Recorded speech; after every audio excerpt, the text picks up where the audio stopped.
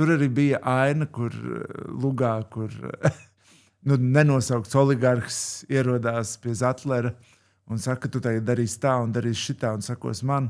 Un viņš netīšām viņam iesit pa muguru un netīšām, viņi bija tā teikt, starp fantasmagoriju un fantastiku un izkāpinājumu veidos darbs. Viņš tā kā uzsita un tas oligarhs nokrita. Un tad aiziet šausmu filmu. Ļoti nepatika arguments, kur pašlaik lieto savādākā formā, bet tajā laikā bija, ka sabiedrība vēl tam nav gatava. Mēs pašlaik lietojam argumentu šajā ģeopolitiskajā situācijā, mēs nevajadzētu to darīt.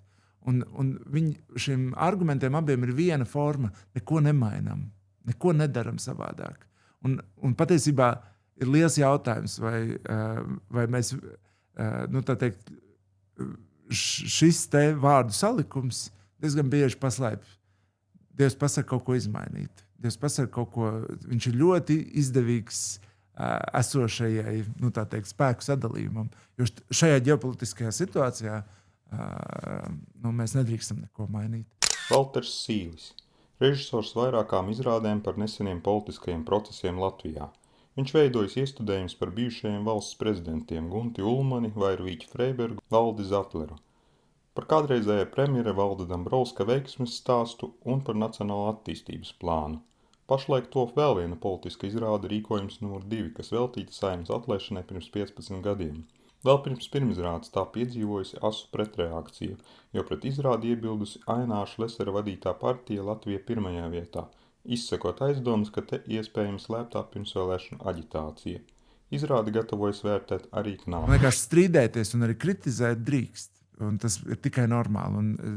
Un es domāju, ka tas notiks arī ar topošo izrādi, bet tad ir tas mirklis, kurā mēs pietuvojamies režīmam, ar kuru iepriekšējām paudzēm ir bijusi tāda īsta pieredze, kad valsts iesaistās, ko drīkst un ko nedrīkst. Valsts institūcijas iesaistās. Jūs bijāt jau uz knapu sniegt? Nē. Viņi atnāk sapazīties izrādi. Mums nebija nekas jāsniedz. Nē. Nekā tam līdzīgi nav bijis. Paskaidrojums. Nē. Atbraucot tā teikt, uz Rīgu, kaut vai Rīgas pašvaldību vēlēšanu laikā, tev ir sajūta, ka tu esi trakumā iebrauc. Bijāt, ka kādreiz varētu nonākt politikā?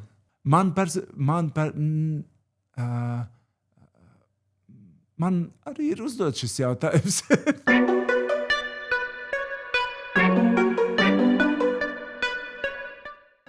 Jautājums, vai nav riskanti veidot izrādi par politiku tieši vēlēšanu gadā? Tas visas emocijas mēs zinām, ka ir diezgan sakāpinātas, visur tiek saskatītas melnās kampaņas, angažētība un tam līdz. Pirmizrāde vēl jūsu nebija notikusi, kad jūs jau tā kā var teikt nokļuvāt zem uguns. Jā, mums mēģinājumi nebija sākušies, kad mēs jau nokļuvām zem šī jautājuma. Ar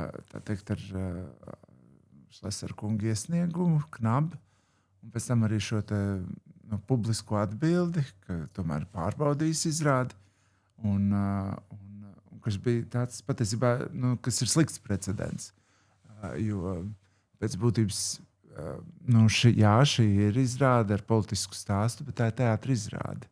Tā savā ziņā ir, kā lai saka, viņi ir gan publiski, gan arī privāta telpa, jo uz to nāk cilvēki ar biļetēm. Tas ir tāds notikums. Tāpat ir māksla, mēs tā teikt cīnāmies par to, lai tas būtu mākslas fakts. Varbūt, ka ir iespējams, un, protams, ka ir tādi arī notikumi bijuši, un teatrālāk, un mazāk teatrāli, un performatīvāk, un ir bijuši koncerti, un Šlesera kungs, piemēram, organizēja priekšreferendumu, man liekas, tā teikt, vācot parakstus savās interesēs, aizstāvot tradicionālo tā teikt, ģimeni, tika veidot koncerti, piemēram. Un tādēļ, iespējams, viņš šādi izprot arī mākslu, ka viņa tiek tā kā lietota kā līdzeklis, lai kaut kāda interesēs kalpot. Bet jums šī nav pirmā politiskā izrāde. Jūs varat teikt, esat ražīgākais šajā lauciņā, ja mēs tā iedalām atsevišķu žanru. Bet iepriekš jums bija kaut kāda politiska šī reakcija, kur jūs sajūtāt, ka ir kaut kādas atbalstis politiskas, neteiksim par kaut kādu konkrētu partiju būtu iesaist, bet vispār būtu kaut Jā, man liekas, piemēram, Nacionālās attīstības plāns bija tieši tapa 12. gadā. Vienotībai ir būtībā tā teikt, kā jau esot jau partijai, ir Valdim Dombrovskim termiņš iet pilnā sparā, un ir šis Nacionālās attīstības plāns, kurš uzrāda, ka mēs patiesībā negribam nekādas mācības no tās krīzes, kas patiesībā izraisīja ļoti liels sekas gūt. Un tas noteikti arī tapa, tā teikt, pēc šī perioda, tā rīkojuma perioda, pēc tā laika, kad kaut kādas pārmaiņas mēs gaidām, bet kādas tieši. Un vai viņas, iespējams, tas ir liels jautājums, vai viņas var vienā valstī izmainīt, ja globāli mēs turpinājām pēc tiem pašiem principiem, dažas lietas pieregulējot, lai tā teikt bankas, banku burbulis nenotiek atkal ik pēc 5 gadiem. Bet viņš arī bija pietiekoši traumatisks, lai bankas būtu uzmanīgākas nākamajās 10 gadē. Drusku uzmanīgākas, tik izmantot citi. Mēs redzam, ka cilvēku dzīves tiek postītas ar cita kredīta veida paņēmieniem, ar šiem dienas kredītiem, ātriem kredītiem. Būtībā tika atkal atrasts cits finanšu līdzeklis, ar kuru spēlēties. Kritika bija, ka jūs tur Nē, un tā bija, man liekas, ļoti skaista pieredze. Tajā reizē bija pieredze, ka mums pat, man liekas, mums bija viena izrāda vienotības pašai partijai. Mēs nospēlējām, pēc tam mēs strīdējāmies, pēc tam mums iebilda, ka mēs esam ļoti naivi un sapņotāji, un tas nav reāli. Bet tā bija tomēr tās labs paraugs, ka tomēr Latvijā mēs to uzturam kā diskusiju. Un mēs daudzreiz jutām arī zālē, bija cilvēki, kas gan pie šī Nacionālās attīstības plāna ir strādājuši, un mēs pietiekoši nopietni to veidojām. Un veiksmes stāstā mēs izjutām, ka šim darbam mums bija, man liekas, kas bija pa gadu 16. gads, jā, un kurš uzdeva jautājums par to, kā, tā teikt, šīs krīzes, kā tiek izmantot šoka terapija arī mūsu valstī, globāli, un kādi tie mehānismi bija, kas tika izmantot šeit noteiktos brīžos. Un tad, jā, mēs izjutām, ka viņai bija gan liela piekritēja, gan arī lieli, noliedzēji. Un tad tas vienkāršākais veids, kā pateikt, ka pretējās domas nestrādā, ir tas, ka šeit nav veikts pietiekoši liels pētījums, šīs vispār ir muļķības, kaut gan pēc tam tu dzirdi no gana inteliģentiem, līdzīgi līmeņa cilvēkiem, tikai varbūt ar drusku citu pārliecību, ka nē, šīs nav muļķības. Varbūt mēs atradāmies kaut kur pa vidu polāri, vienā pozīcijā, un tad šī diskusija, mēs varbūt nostājamies skaidrā pozīcijā. Un tad, protams, ka ir daudz vieglāk strīdēties. Man liekas, tas ir labi. Un tad tur ir kaut kur tā robeža, man liekas, pārkāpjās, ir tad, kad, man liekas, strīdēties un arī kritizēt drīkst. Un tas ir tikai normāli. Un es domāju, ka tas notiks arī ar topošo izrādi. Bet tad ir tas mirklis, kurā mēs pietuvojamies režīmam, ar kuru iepriekšējām paudzēm ir bijusi tāda īsta pieredze, kad valsts iesaistās, ko drīkst un ko nedrīkst. Valsts institūcijas iesaistās. Jūs bijāt jau uz knapu sniegt? Nē. Viņi atnāk sapatīties izrādi. Mums nebija nekas jāsniedz. Nē. Nekā tam līdzīgi nav bijis. Paskaidrojums. Nē. Labi, ja mēs runājam jau par rīkojumu numur 2, nevis tikai kā par izrādi, bet par pašu notikumu. Pirms sarunas jūs jau atzināt, ka savā ziņā esat līdzdalībnieks. Ja mēs runājam tādās teātra kategorijās statists, gan izpildījāt statistu lomu, jo bijāt klāt. Tad, kad šis rīkojums tika izdots pie Rīgas pils, sveicāt Valdi Zatleru. Tas tāds spilgts moments, kas joprojām video ir redzams.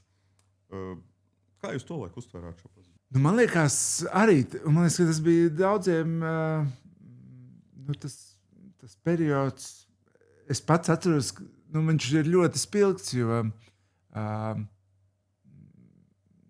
tīri arī pašam radoši, jo mums bija tāda pirmā izrāde, kurā tiešām tādā nepastarpinātā veidā mēs runājām par politiku, bija visi mani prezidenti. Tieši tajā laikā bija tieši pirms mēneša, bija maija sākumā, bija tapusi visi mani prezidenti. Latvijā šobrīd aktuālajiem valsts prezidenta misijas un kvalitātes jautājumiem pievērsušies arī spīķeru radošajā kvartālā.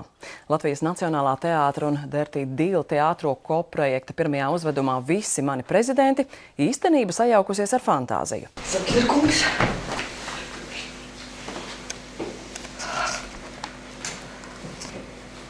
Pārvērstas tādās smagās, vai trakās, vai komiskās, vai vienkārši neiespējamās, bet tajā pašā laikā viņas kaut ko stāsta par to, ko nozīmē būt politiķim.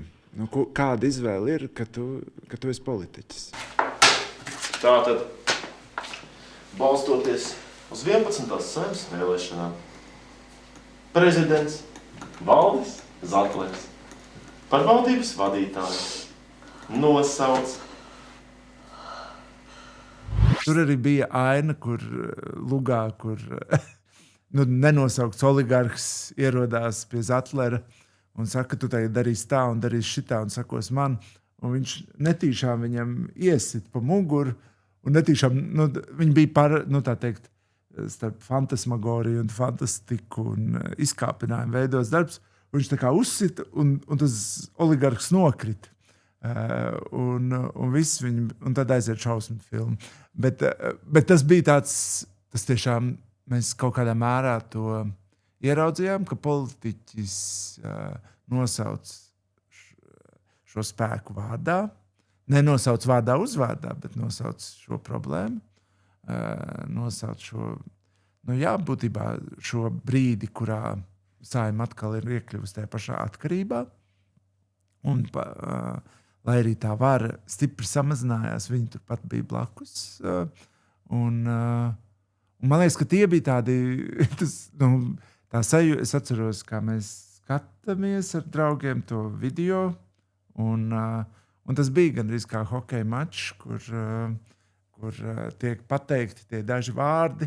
Patiesībā viņi, pēc tādiem, skatoties, arī tagad skatoties, viņi ir daudz skaidrāk nekā Damokla zobens, ko minēja Vairvīķa Freiberga.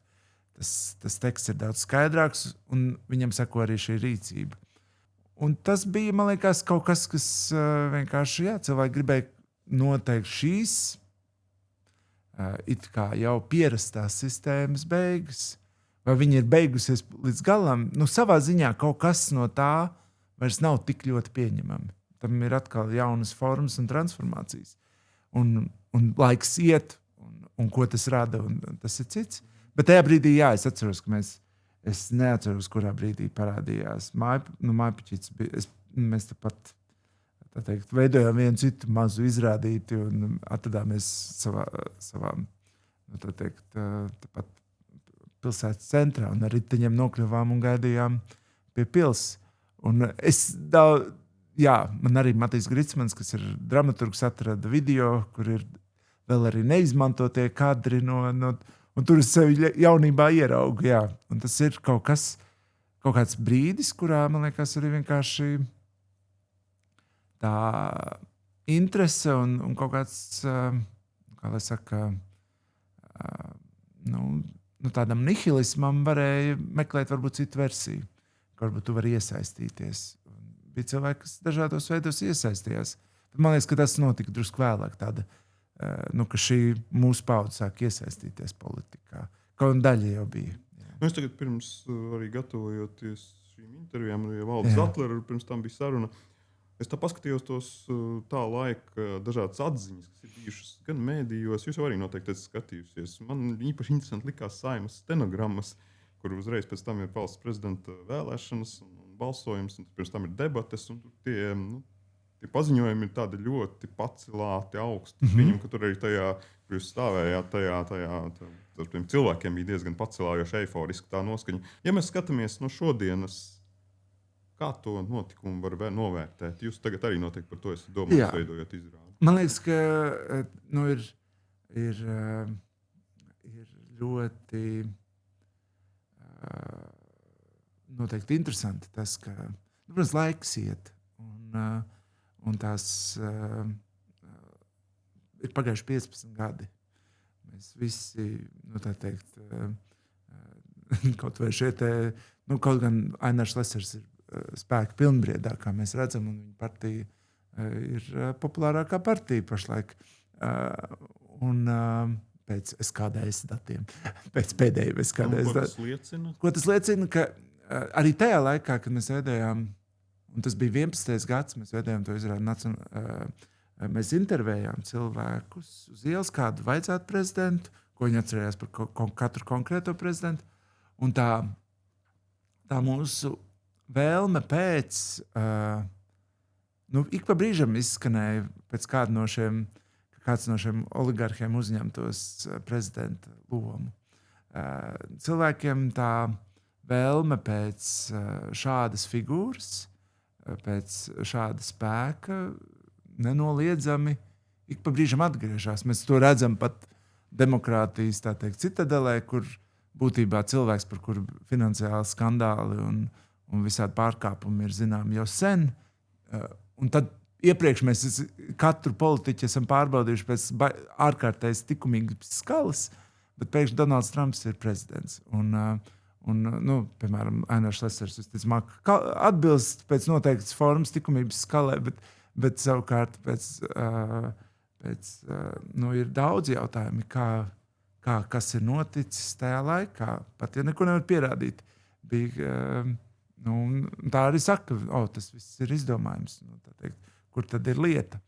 Bet anekdotas gan bija. Visi zināja, tautā runāja. Un varbūt tas ir nepareizi, bet kaut vai šīs oligarhu sarunas, kaut vai lieta, par kuras dēļ bija kratīšana, pēc tam izrādījās patiesība. Tā kā ir lietas, kuras arī oligarhu sarunas un par to kontroli, par mēdījiem, atklājās patiesība. Un tur bija vēlme pēc tās politikas, kur mēs redzam, atkal ir globālā mērogā, man liekas, Orbāns un Trumps, tas veids, kā kontrolēt mēdīju telpu, kā kontrolēt sabiedrisko domu, un tā ilgāk noturēties pie varas. Šīs fantāzijas nekur nav mirušas, un viņas atkal atgūst spēku. Un tad ir jautājums, kā pret to cīnīties un kā pret to darboties. Un tad ir priecīgi kaut vai tas, ka var būt atšķirīgi politiski viedokļi, kaut vai ar, piemēram, Magyāra gadījumā, bet ir vēlme pēc tiesiskas valsts. Jā.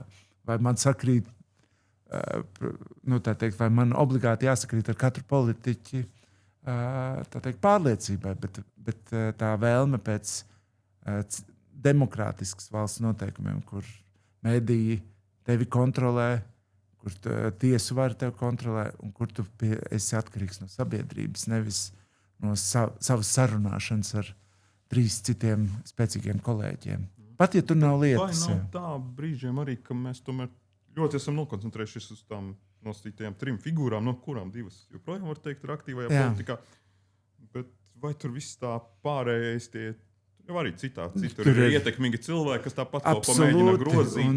Vai mēs pārāk nedemonizējam šos konkrētos 3, bet nepievēršam uzmanību, kas tur apkārt? Jā, pilnīgi noteikti. Un ir vesela zona cilvēku, kuri ir šajā te... Tas bija, protams, ar izrādes kontekstā. Ir vesela, mēs tikai nevarējām atrast to tādu pavisam ciešu ķēdi, lai tas nekļūtu pavisam par milzīgu 8 diennakts romānu, un romānā to var izstāstīt. Bet ir vēl cilvēki, kas darbojas ārpus jebkādiem likuma ietvariem, un viņu spēks un vara ir tikpat liela, jo no viņiem ir bail, un pa īstam bail. Un tad ir tas, kādā zonā viņi darbojas. Un tādi cilvēki te ir noteikti. Un šī vara, protams, viņa mainās, un kurā brīdī ir pie šīs te no vēl spēkiem, kurus cilvēki pat vispār vārdos nepiemina. Bet tas tā ir. Valsts prezidenta loma, jūs jau pieminējāt, ka tā bija tā izrāde tieši pirms tam tapusi visi mani prezidenti. Jūs noteikti arī par to prezidenta lomu bijāt domāju, es nezinu, kā jums tolaik pamainījās par to Zatleru viedoklis, vai tas, ko iepriekš bija, vai tagad, ka viņš ir izdarījis spēris šo soli, vai tas, jo daudz viņam uzgavilēja, vēlāk bija atkal vilšanās. Bet vispār, kā jūs skatāties to prezidentu lomu, viņa ir mainījusies kopš tā laika? Varbūt viņai nav jāmainās. Varbūt viņai ir tieši... Es par to savā ziņā tajā laikā, ir kaut kāds tās lomas, ka viņam ir ārpolitikas, vēl viens spēlētājs bez ārlietu ministra ir prezidents, un viņam ir šī visa zona, darba zona. Un tad ir, tomēr tajā sistēmā ir izveidota neatkarība, iekodēta neatkarība, un kas arī parādījās, noteikti mums ir bijuši pēdējā arī prezidenti, kas ļoti labi māk spēlēt basketbolu ar citiem politiskiem spēlētājiem, bet tajā pašā laikā ir iekodēts zinām neatkarība tajā savā uzdevumā. Varu līdzsvaru princips darbs. Jā, ka tur vismaz ir kaut kādi kaut vai dažreiz liekas, hei, dzīvoklis, bet cilvēks domā, kur viņš dzīvos pēc tam. Un mēs tā kā, nē, man nemaz dzīvokli nevajag. Kāpēc tev nevajag dzīvokli? Tātad tās ir lietas, kas nav nemaz tik dārgas patiesībā, bet ar tām mēs nodrošinām tā cilvēku neatkarību. Tāpat kā partiju finansējums ir ārkārtīgi, ko daži brīdi kritizē, ir, man liekas, tas iespējams ir viens no lielākajiem sasniegumiem. Visa rīkojuma rezultātā ir tas, ka partijas ir finansētas. Pakāpeniski šī reforma notika stipri vēlāk. 8 gadu reforma. Bet vismaz mēs esam gājuši, jo būtībā jau arī tas bija tas paraugs, ka mēs sākām pēc tam uzreiz, ar ko tas beidzās, ko minējāt, kas ir arī, ko arī nav iespējams izstāstīt vienas lūgas ietvarā, bet man liekas, kas ir ļoti skaists un skumjš stāsts par to, ka mēs gribam, ka šī partija, kur saucās Reformu partija, viņai nosaukumā bija Zatlera Reformu partija, viņa jau savā formā darbojās pēc visiem veciem noteikumiem.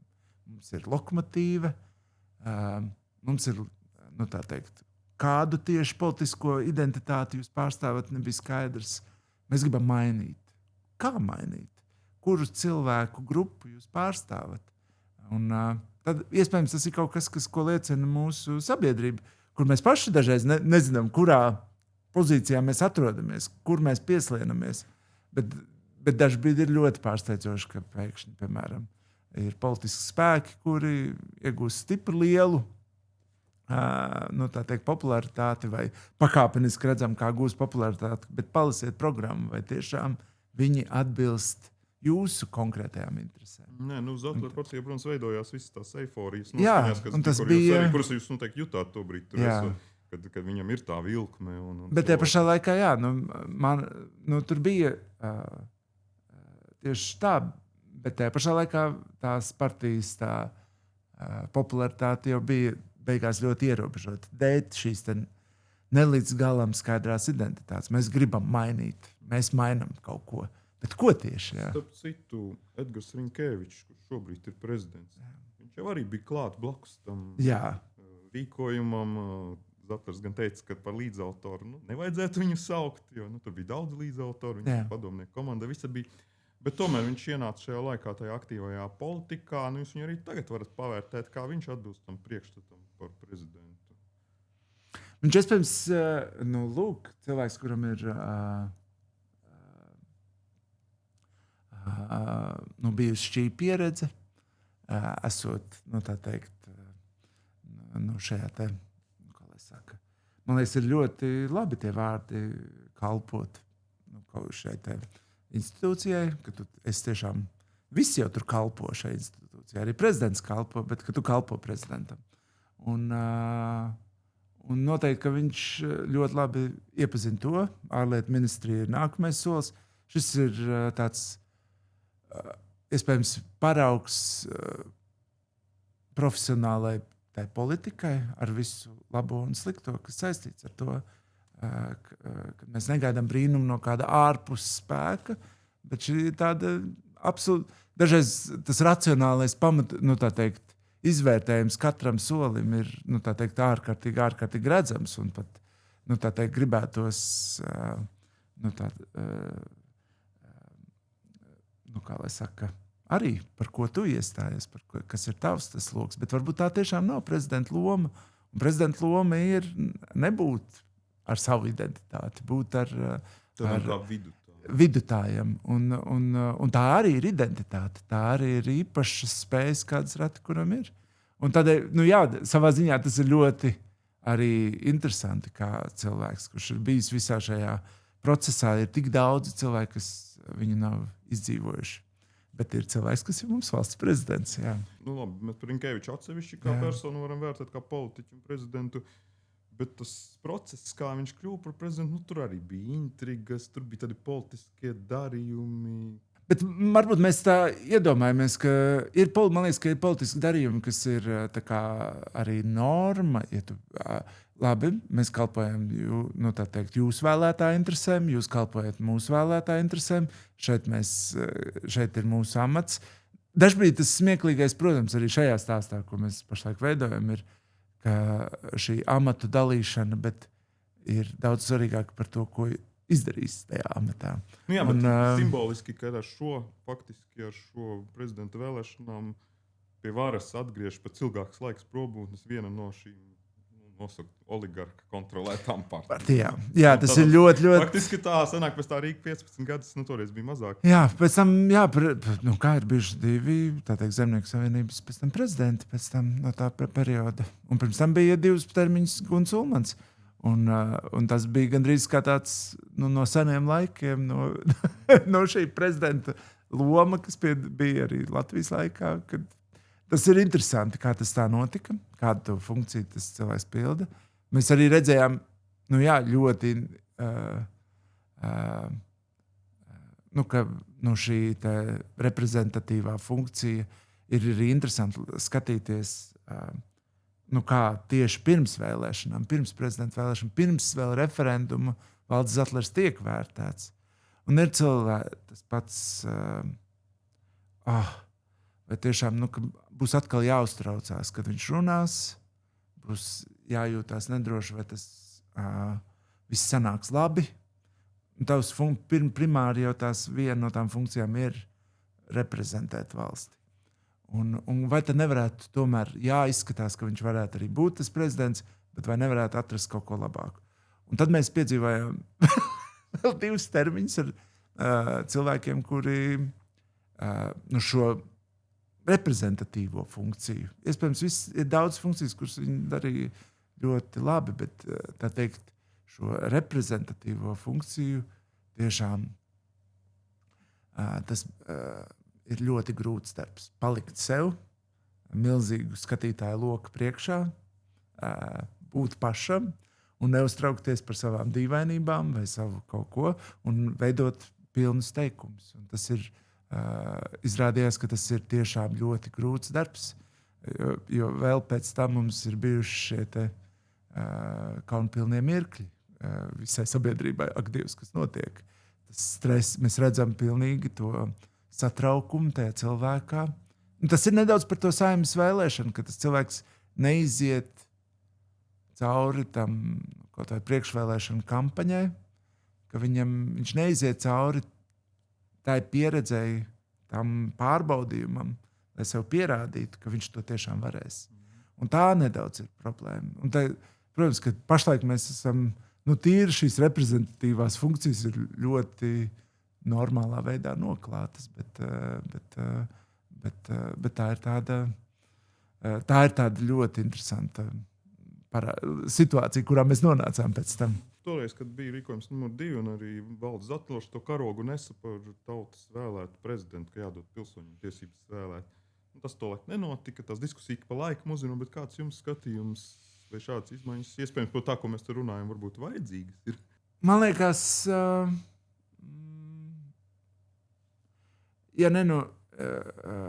man liekas, ka ir bijušas arī vēl cilvēki, kas ir varējuši būt.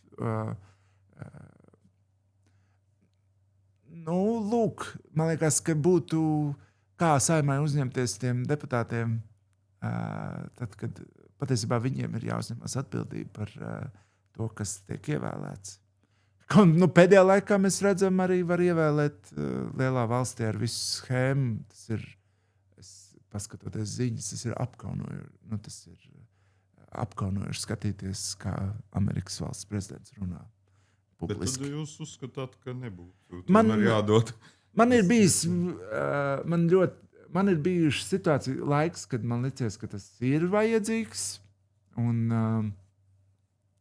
Bet varbūt es tiešām, man liekas, ap to laiku tiešām domāju, ka man ļoti nepatika arguments, kur pašlaik lieto savādākā formā, bet tajā laikā bija, ka sabiedrība vēl tam nav gatava. Mēs pašlaik lietojam argumentu šajā ģeopolitiskajā situācijā, mēs nevajadzētu to darīt. Un šiem argumentiem abiem ir viena forma, neko nemainam, neko nedaram savādāk. Un patiesībā ir liels jautājums, vai mēs, tā teikt, šis te vārdu salikums diezgan bieži paslēpj. Dievs pasaka kaut ko izmainīt. Dievs pasaka kaut ko, viņš ir ļoti izdevīgs esošajai, tā teikt, spēku sadalījumam. Jo šajā ģeopolitiskajā situācijā mēs nedrīkstam neko mainīt. Man savā ziņā liekas, ka es arvien vairāk atbalstu to, ka partijas dabon strīdēties, dabon savā starpā cīnīties par lēmumiem un tomēr kaut ko izdarīt. Jo mums tomēr nav tā, ka mēs viens otru noslēdzam un tā kā nestāvam uz vietas. Tā arī gluži nav. Bet un šī funkcija neapstiprināt likumu, neapstiprināt otrais un izraisīt līdz ar to referendumu par izteikt neuzticību Saeimai eksistē jebkurā brīdī. Un, ja kaut kas notiek ārpus noteikumiem.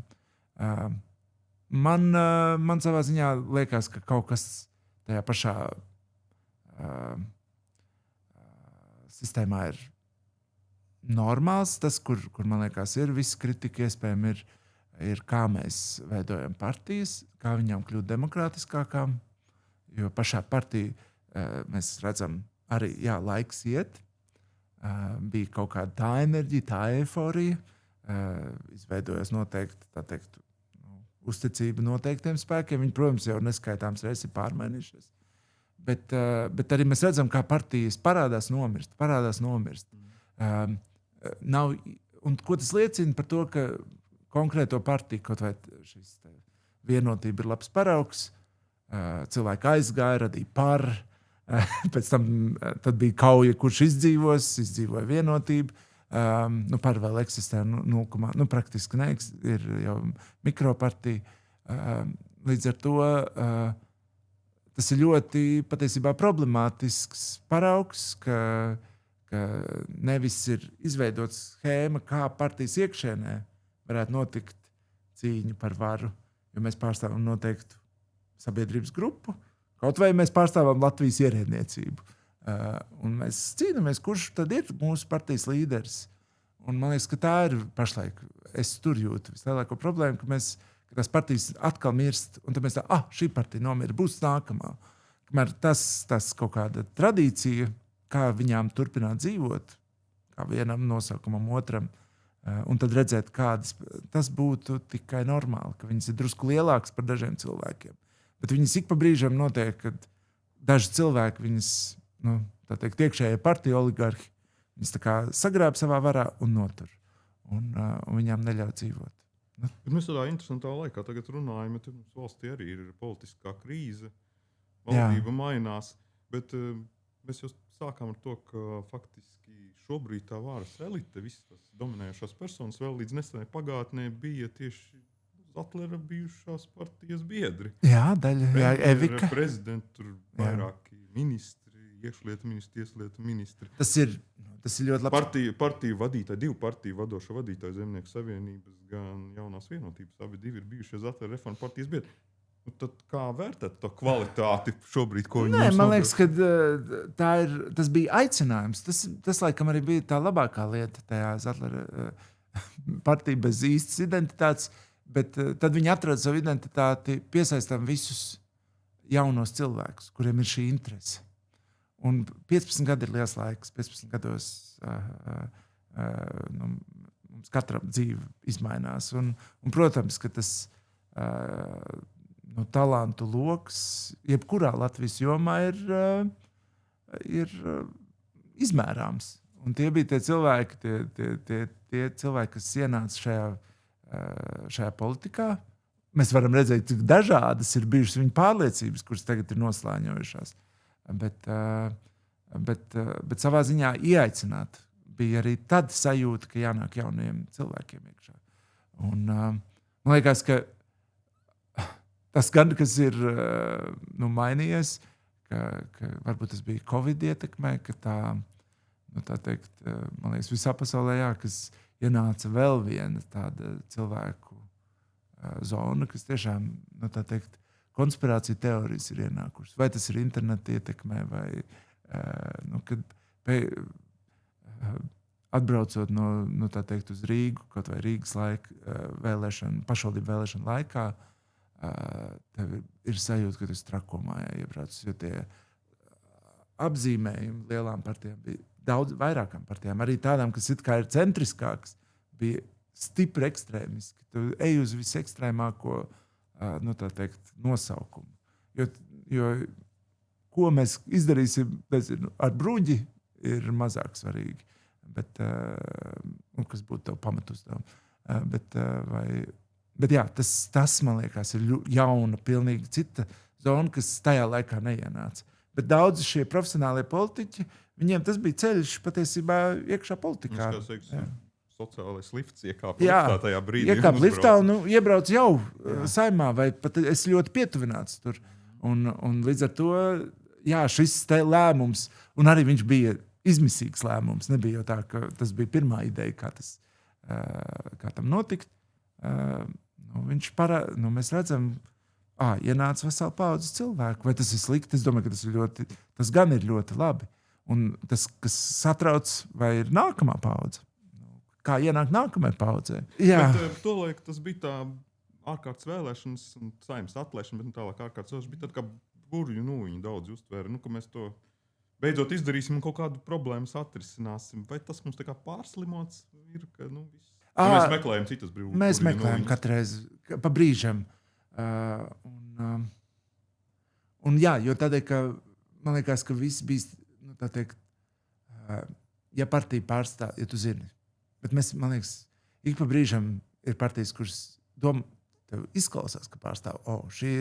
Es laikam piederu pie šiem cilvēkiem, šī partija pārstāv manas intereses. Vai tā tiešām ir? Vai to var tā nodefinēt? Ir liels jautājums.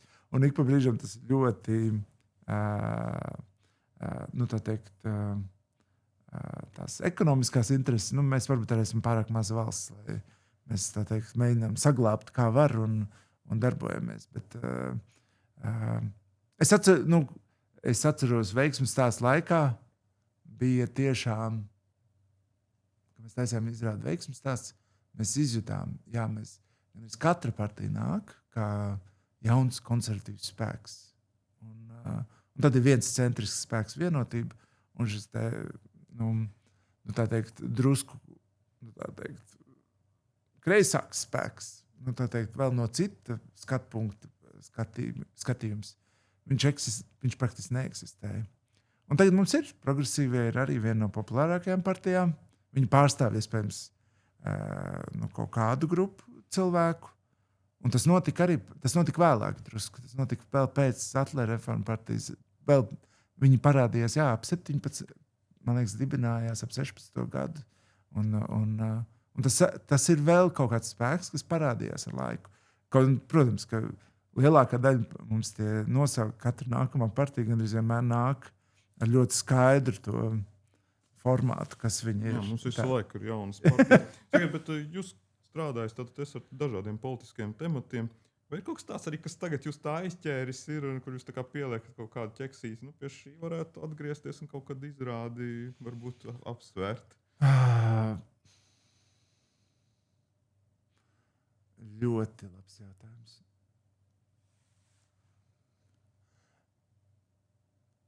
kam ir domāts. Jā, Es atgādināšu, ko Šlesers teica, kad kritizēja jūsu rīkojumu numur 2. Viņš saka, un kad tad Dailes teātrī būs izrāde par Pāli Daugavā, par Kariņa lidojumiem? Viņš izvēlējās no tā sava repertuāra. Jā, viņa stāstus, jā. Man liekas, ka tur tieši tā, tur ir, man liekas, tā... Interesanti ir tad, kad kad ir kaut kādi cilvēki, kuriem ir teātrī, tādā traģēdijas mērogā, tā ir ideju cīņa. Un diezgan bieži, ka tas ir tikai, var pareizē paskatīties, kā vienkārši mēģina cilvēki izdzīvot kaut kādos apstākļos. Bet ir svarīgi, lai būtu cilvēki ar kaut kādu pārliecību. Tad mēs varam redzēt, viņa uzvar vai viņa zaudē, kas notiek, kad viņa uzvar šī pārliecība. Jebkura uzvara ir īsa, jebkas pāriet mūsu dzīvē. Tāpat kā ar šo Zatlera šo rīkojumu, ir lietas, kas pāriet, rodās jaunas problēmas. Man liekas, tikko kā tas beidzās, mēs uzreiz pamanījām, kā mēs, pirms tam bija, dalījās vienā veidā šie cilvēki, un pēkšņi mēs stipri vairāk var izjust to ideoloģisko atšķirību starp dažādām sabiedrības daļām. Tad bija skaidrs, visi iet lietu sargiem kopā. Un man liekas, gandrīz mirklīgi varēja sākt just, mēs tiekam tagad dalīti vairs ar ne pēc tautības, ne pēc naudas, bet pēc pārliecības. Un šī pārliecības dalīšana kļuva par jaunu, politisko līdzekli, lai teikt, veidotu grupiņas un savas konkrētas. Šī ir mans klubiņš. Un šī Šlesera izteikuma, Šlesera visu šī akcija bija viņa paša darbība šajā situācijā ar rīkojumu ir ļoti saprotams. Viņas darbojās, viņas nebija, lai kādu, viņas bija, lai savu to mazo grupiņu, nemaz ne tik mazo, kā mēs no vēlēt gatavotajiem cilvēkiem, tā teikt, radītu. Jā, lielākais teātris Latvijā ir pret jums, cīnamies kopā, darbojamies. Tas bija vēl viens iemesls radīt stāstu un nekas vairāk. Latvijā bieži tiek diskutēts, vai radošiem cilvēkiem būtu jāiesaistās politikā kādā veidā. Ir mums spilgti piemēri, tagad jau īpaši jūsu kolēģis, režisors Alvis Hermanis veido partiju, piedalīsies vēlēšanās. Ko jūs par to sakāt, par to, ka mēģina nākt režisori, aktieri? Jā, man liekas, ka tas ir tieši tāpat, kā nāk iekšā politikā juristi.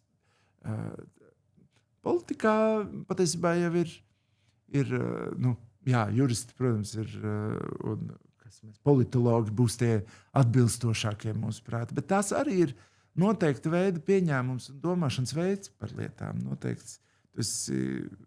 Un tas, ka jo plašāks tas loks cilvēku, kas iesaistās politikā, vai no medicīnas, vai no tā teikt, aprūpes, sociālās, arī kultūras, mēs radām to loku plašāku.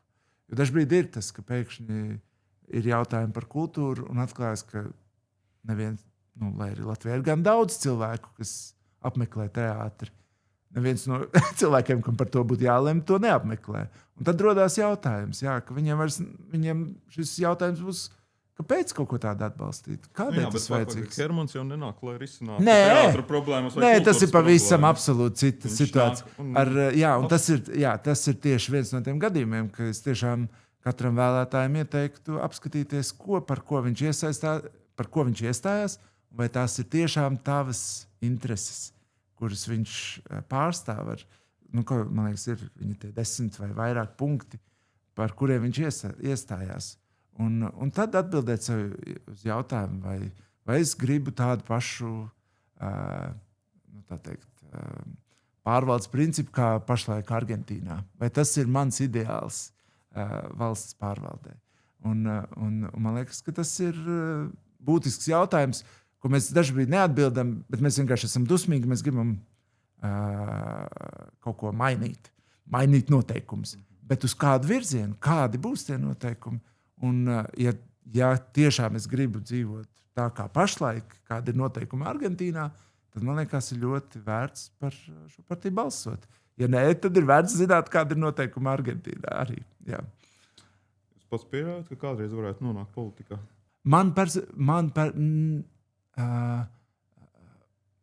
Man arī ir uzdots šis jautājums. Tīri, protams, un es no viņas, protams, ka šī ir varbūt ērta pozīcija vienkārši spriest, bet nav ērta pozīcija būt teātrī un radīt interesantu izrādi. Un tas ir mans pamatdarbs. Un tas ir aizraujošs darbs. Un es katru reizi atrastu to, kāpēc veidot teātri ir interesanti un kāpēc teātri ir vajadzīgs uzturēt. Un tā ir daļa. Arī tādā tīri politiskā virzienā tam ir tas, ka mēs sanākam kopā un ļoti dažādi cilvēki. Un dažreiz tu pasaki teikumu, kurš nav ar jautājumu, bet es tā domāju, un tu dabūni strīdu pretī, bet mēs to darām pa īstam, nevis digitāli, nevis meklējot laikā. Tā teikt, izrādes var sadusmot, izrādes var aizkustināt, tu vari ieraudzīt sev svešu cilvēku, kā sev ļoti tuvu. Man tur liekas, ka ir gana daudz ko darīt šajā, un izdomāt katru reizi, kā tomēr to cilvēku pārsteigt. Varbūt, ja tas... Es arī saprotu, ka var kādā brīdī cilvēkiem palikt garlaicīgi to darīt. Es ceru, ka man nepaliks. Kas saka, tas populārs teiciens, nekad nesaki nekad. Nekad, jā. Tādēļ, ka nevar teikt nekad. Bet es varu tikai cerēt, ka man joprojām tas būs interesanti arī tālāk. Paldies par sarunu. Jā, paldies.